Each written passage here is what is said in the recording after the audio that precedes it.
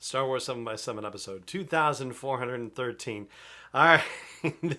I re-listened to the non-spoiler review of Into the Dark that I did yesterday, and I realized that anything I said about Geode probably makes no sense at all. And since this podcast is about to become an official Geode Stan podcast, well, I thought I'd better explain. Punch it.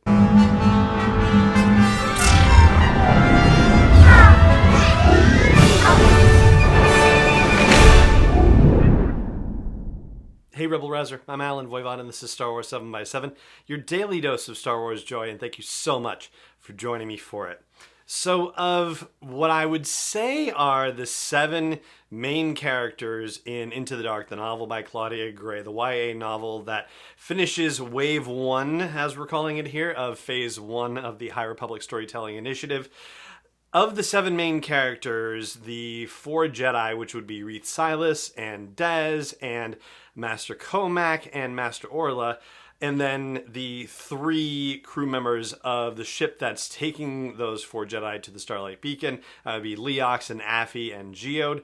Only Reath and Orla and Leox have bios in the databank, which also suggests that so far those are the only 3 out of the 7 of those characters that actually have concept art that's been developed for them. And I will say that these characters are compelling, and I do hope that we get to learn more about the ones that we do not have entries in the databank for, which, you know, for my way of thinking, I guess it makes me wonder how central these characters are to what will happen in the future. And so, you know, when you have a profile for Leox but not for Affy or Geode, it makes me wonder if, you know, if we're not going to see more of Affy, although I will say that she has a significant story arc in Into the Dark, and so it's kind of surprising that we don't know more about her just yet. And I would say the same thing for Master Comac, because, all right, and we are starting to move into spoiler territory with Into the Dark here, so just,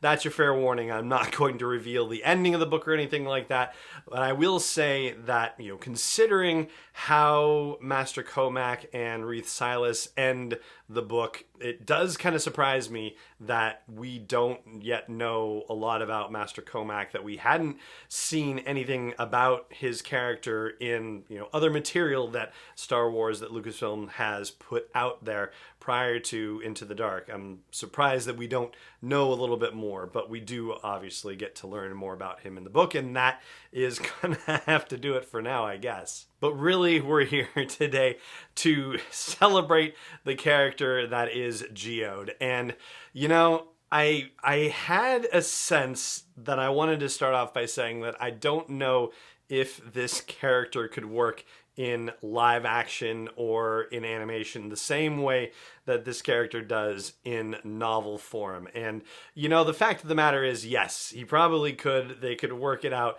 but it is so fantastically sculpted by Claudia Gray, pun intended.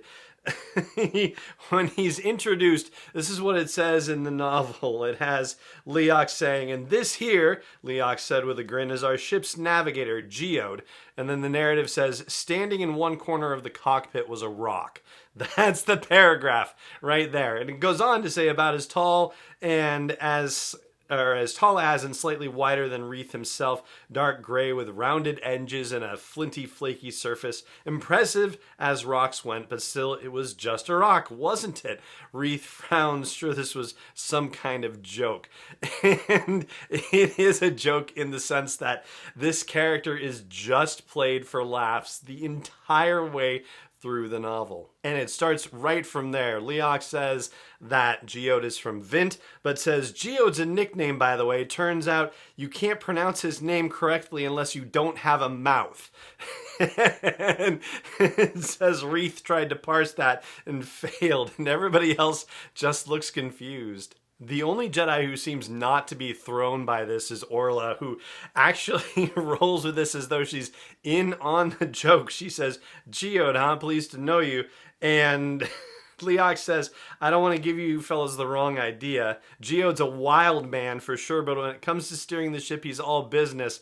And Orla comes back with solid, you might say. So she is all wink, wink, nudge, nudge in on this game. But the fellas we're talking about, which would be Dez and Reith and Comac, they are just stupefied by what's happening. And it just goes on from there. He gets deployed in, I looked in the Kindle, at least 90 different circumstances where he's brought up. And when it starts off with the fact that he is there in the room as Reith is explaining the deal with the Jedi to Affy, who, has no experience with the Jedi, doesn't know what what their deal is or anything like that. And conversations about love and intimacy come up as well.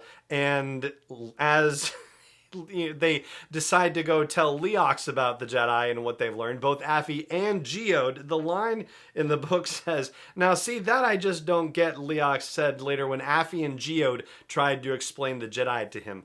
Like, Geode is trying to explain the Jedi to him, and he's just a rock sitting there. Like, it's ridiculous. And he goes on to say, how are you supposed to prove love to the galaxy at large if you don't know how to love any one individual person? This is Leox is thinking about the subject, which, he's not entirely wrong about that. And the comedic value is even interspersed with the danger that happens. So as you know, this whole High Republic thing starts with a great disaster, which is a terrible event that happens in hyperspace. And it does happen concurrently with the events of Into the Dark. So the whole gang is in hyperspace, and something seems funky about hyperspace, and Leox has to say, Geode, buddy, you seeing what I'm seeing? When they're looking at the readouts about what's going on in hyperspace. And the line after it is, Geode's ominous silence told the whole story. I mean, really? And the silence is later played in an entirely different way when Leox is talking about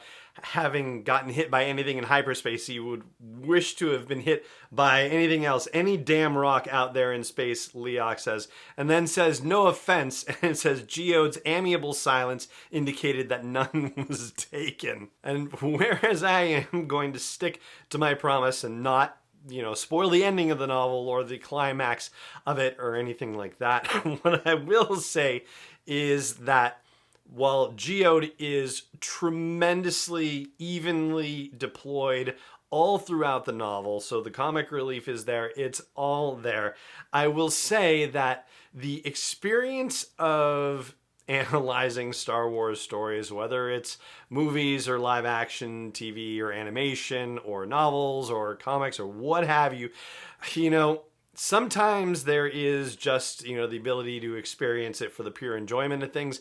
And sometimes this happens, separately in place of, and sometimes this happens parallel where, the mental gears are turning. And so instead of just being in the right-brained enjoyment of things, the left brain is also going, okay, how is this going to work? This character Geode, like, is he just there for comic relief only, or is he going to have a role to play in some fashion in these amazing and scary events that are happening in Into the Dark? And one of the great things about the novel is that Geode is not only there for comic relief. He does have a purpose that goes beyond it, and it does eventually get revealed.